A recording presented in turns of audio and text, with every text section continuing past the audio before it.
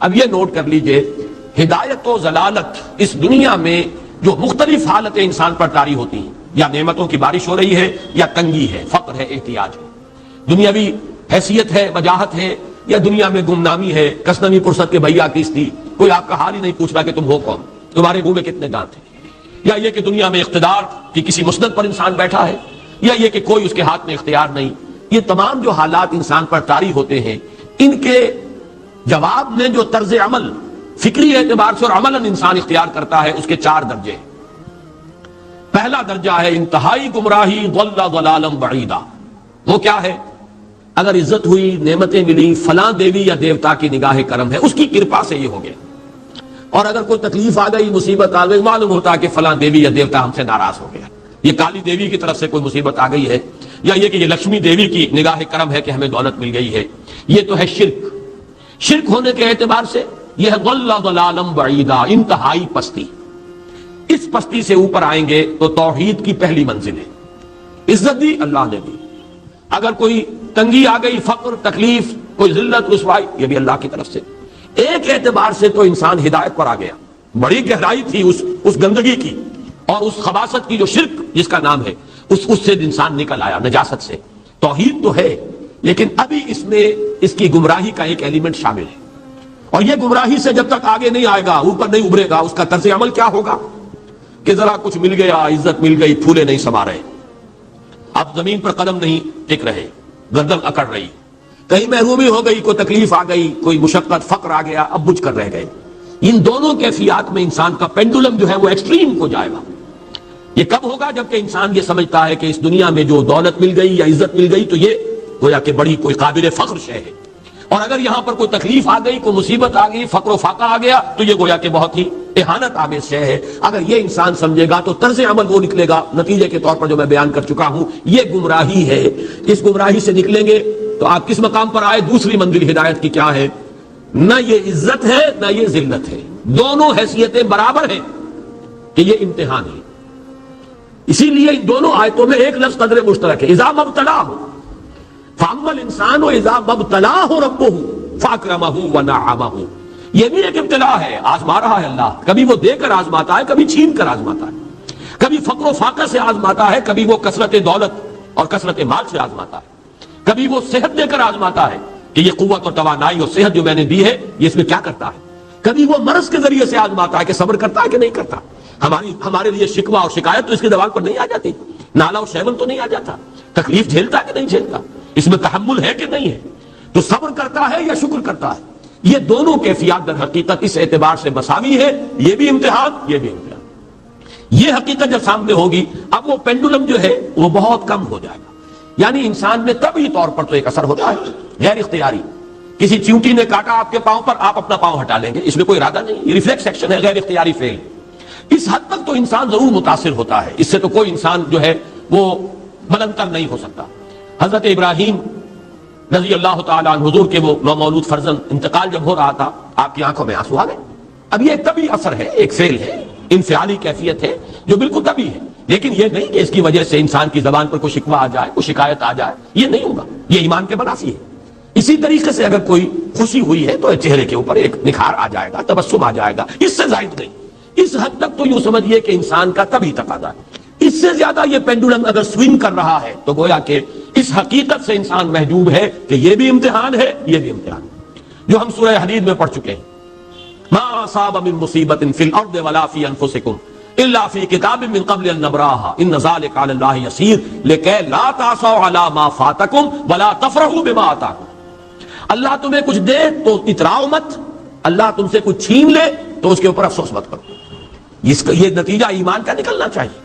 اگر تمہیں ایمان ہے اللہ پر، اگر تمہیں یقین ہے کہ جو کچھ ہوا ہے اللہ کے اذن کے بغیر نہیں ہوا، اگر تمہیں یقین ہے کہ اللہ نے جو میرے لیے طے کیا ہے اس میں میرے لیے خیر ہی ہے، چاہے فی الحال فی الوقت فوری طور پر مجھے ناگوار محسوس ہو رہی ہے بات، لیکن یقیناً میرے لیے اس میں خیر ہے میرے رب کی طرف سے، کہ ہر کے ساتھ یہ ماریخ عین الطاف است۔ ہم تو شارٹ سائٹڈ ہیں، ہم دیکھ نہیں سکتے کسی شے کو، ہم اس کے ظاہر کو دیکھ کر گھبرا اٹھتے ہیں کہ یہ تو تکلیف آ گئی، کیا پتا اسی کے پردے میں اللہ کی رحمت آ رہی ہے۔ میں نے وہ رئیس امروہوی کے اشعار آپ کو کئی دفعہ سنائے ہیں۔ وہ وقت آیا کہ ہم کو قدرت ہماری سعی و عمل کا پھل دے، بتا رہی ہے یہ ظلمت شب کہ صبح نزدیک آ رہی ہے۔ ابھی ہے کچھ امتحان باقی، فلاکتوں کے نشان باقی، قدم نہ پیچھے ہٹے کہ قسمت ابھی ہمیں آزما رہی ہے۔ رئیس اہل نظر سے کہہ دو کہ آزمائش سے جی نہ ہارے، جسے سمجھتے ہو آزمائش وہی تو بگڑی بنا رہی ہے۔ اسی آزمائش سے تو بگڑی بنے گی، اسی سے تو تمہارا خیر جو ہے اجاگر ہوگا، سامنے آئے گا، پتہ چلے گا who's who, what is what۔ ابو بکر میں کتنا یقین اور ایمان تھا، یہ کیسے معلوم ہوگا؟ کیسے معلوم ہوگا کہ بلال میں کتنا سہار، کتنا تحمل تھا، کتنا صبر تھا، اگر وہ مصیبت ان پر نہ آتی کہ جو امیہ ابن خلف کے ہاتھوں ان پر قیامت ٹوٹ رہی تھی۔ تو یہ ساری چیزیں جو ہے ما اصاب من مصیبت فی الارض ولا فی انفسکم الا فی کتاب من قبل ان نبرأ ان ذلک علی اللہ یسیر لکی لا تأسوا علی ما فاتکم ولا تفرحوا بما آتاکم واللہ لا یحب کل مختال فخور۔ اگر اس حقیقت سے محجوب ہو جاؤ گے تو پھر اختیال اور فخر اور گھمنڈ پیدا ہو جائے گا تمہارے اندر، یا دوسری طرف مایوسی، کمر ہمت ٹوٹ کر رہ جائے گی، خودکشی کرنے کو انسان آمادہ ہو جاتا ہے، ذرا کوئی ناکامی دنیا میں آ گئی، کوئی تکلیف آ گئی۔ یہ ہے در حقیقت تیسری منزل، ہدایت کی دوسری سیڑھی۔ پہلا کیا تھا؟ نہایت ضل ضلالا بعیدا، کوئی خیر مل گیا تو کسی دیوی کی نگاہ کرم، کوئی تکلیف آ گئی تو کسی دیوتا کی ناراضی، یہ تو ہے ضل ضلالا بعیدا۔ اس سے اوپر آئے، یہ پہلی سیڑھی ہدایت کی ہے۔ عزت ہے تو اللہ کی طرف سے، اور اگر کوئی ذلت ہے، تنگی ہے تو اللہ کی طرف سے، یہ ہدایت کا آغاز ہو گیا، یہ توحید کی بنیادی منزل ہے۔ اس سے اگلی منزل، یہاں کی ذلت ذلت نہیں، یہاں کی عزت عزت نہیں۔ ذالک یوم التغابن، ہار اور جیت کے فیصلے کا دن تو قیامت کا دن ہے۔ وہاں معلوم ہوگا جس کو اسرو عزت ملی وہ عزت والا ہے، جو اسرو ذلیل ہو گیا وہ ذلت والا ہے۔ یہ تو امتحان ہے، دار الامتحان ہے۔ خلق الموت والحیات لیبلوکم ایکم احسن عملا، یہ تو دار الامتحان ہے۔ امتحان ہونے کے ناطے دونوں برابر ہیں۔ اس سے اوپر ہے ایک چوتھی منزل، ہدایت کی تیسری منزل۔ وہ کیا ہے؟ عام طور پر انسان یہ سمجھتا ہے کہ یہ جو آزمائش ہے تنگی کی اور فقر و فاقہ کی، یہ سختر آزمائش ہے، اور نعمتوں کی بارش ہو تو یہ آسان آزمائش ہے۔ یہ بھی ابھی گمراہی کا ایک پرت جو ہے اس کی باقی ہے۔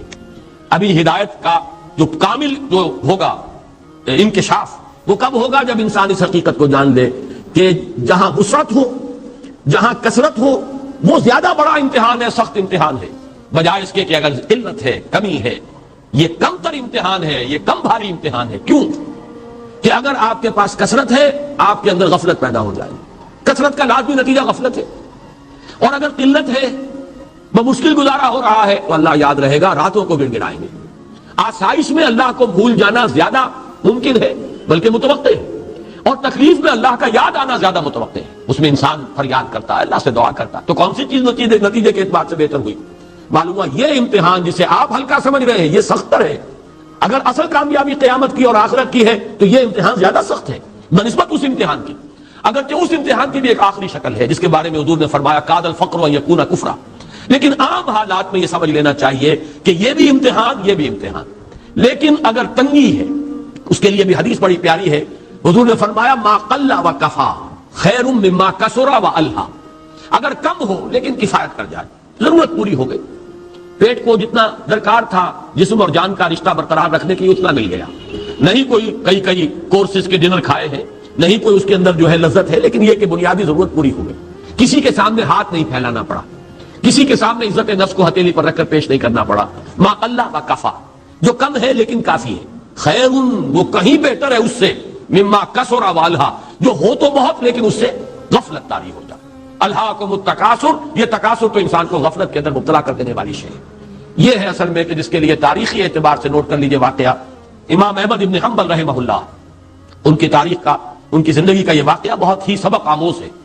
خلق قرآن کے مسئلے پر جب خلافت بنی عباس کے دوران ان پر تشدد ہو رہا تھا، مارا جا رہا تھا، جیل میں تعذیب، پرسیکیوشن، وہ مار ماری جا رہی تھی جس کے بارے میں آتا ہے کہ اگر ہاتھی کو بھی وہ مار ماری جاتی تو وہ بھی بلبلا اٹھتا۔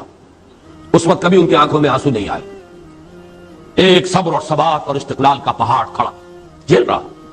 پھر وہ حکومت تبدیل ہو گئی، اب وہ جو خلیفہ وقت ہے وہ خود اس مسئلے میں ان کے ہم خیال ہیں، اب انہیں جیل سے تو نکال دیا گیا۔ اس کے بعد یہ کہ ایک وقت آتا ہے کہ دارالخلافہ سے اشرفیوں کی ایک تھیلی لے کر ایک شخص آتا ہے کہ یہ خلیفہ نے آپ کو ہدیہ بھیجا ہے، نذرانہ ہے، اس پر رو پڑے اور یہ عرض کیا بارگاہ خداوندی میں، پروردگار میں اس آزمائش کے قابل نہیں ہوں، یہ آزمائش کہیں سخت ہے، یہ سنہری آزمائش، رو پہلی آزمائش، اس کو ریزسٹ کرنا جو ہے، ٹیمپٹیشن کو ریزسٹ کرنا، یہ کہیں مشکل ہے اس پرسیکیوشن اور اس تشدد کو برداشت کرنے سے۔ تو یہ خاص طور پر یہ نمایاں نشان ذہن میں رکھیے۔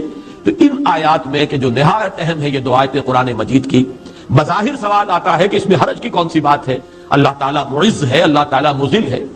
تعز من تشاء وتذل من تشاء بیدک الخیر، یہ سورہ آل عمران میں آیت آئی کہ نہیں آئی؟ لیکن یہ کہ اصل میں یہ 4 درجے ذہن میں رہنے چاہیے. اگر آسانی ہو، عزت ہو، دولت ہو، فراوانی ہو تو کسی دیوی کی نگاہ کرم یا دیوتا کا کرم. تکلیف ہو، مصیبت ہو تو کسی دیوی یا دیوتا کا اظہار غضب، ناراضگی کا مظہر. اس سے اوپر آئے جو عزت دی ہے اللہ نے دی ہے، مجھے اللہ نے باعزت کر دیا دنیا میں، اور یہ ذلت اللہ نے مجھے ذلیل کر دیا. اس کے اعتبار سے یہ ہدایت ہے، توحید تو آ گئی، لیکن ابھی گمراہی کا ایک ایلیمنٹ شامل ہے. وہ گمراہی کیا ہے کہ نہ یہاں کی عزت ہے، نہ یہاں کی ذلت ہے. وہ جو بھی سردی گرمی اور نرمی سختی، ان تمام کو جو ہے وہ برابر رکھو کہ دونوں جو ہے یہ آزمائش کی کیفیتیں برابر ہیں. یہ ہو گئی گویا کہ اس سے ایک درجہ بلند.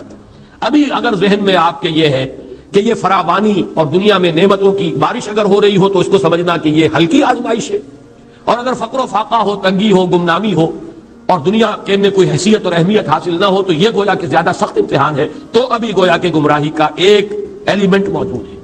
حقیقت منکشف ہوگی جبکہ یہ بات واضح ہو جائے کہ یہ امتحان جو ہے نعمتوں والا امتحان یہ سخت تر ہے، اور فقر اور احتیاج والا امتحان یہ نسبتاً آسان ہے. اس میں اللہ کی طرف رجوع کی توقع زیادہ ہے، اس میں غفلت کا اندیشہ زیادہ ہے. نہ چھڈنا چھڈ یار دا بوہا، ہو جاویں گی روگی جیڑی بکری جڑوں وچڑی تے او بگیاڑا جوگی